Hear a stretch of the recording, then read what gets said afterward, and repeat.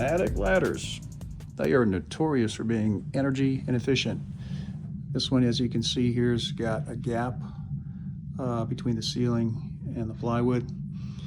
And there's a quick way, an easy way to fix that.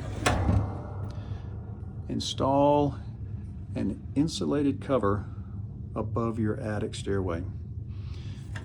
It's quick installation, it's easy, and it'll keep your house cooler in the summer and warmer in the winter. It's like a tent, covers your opening. You unzip it, flip the top back, and you've got easy access to your attic.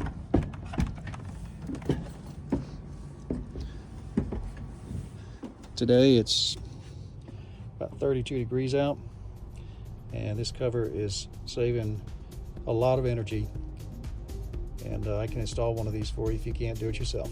Give me a call.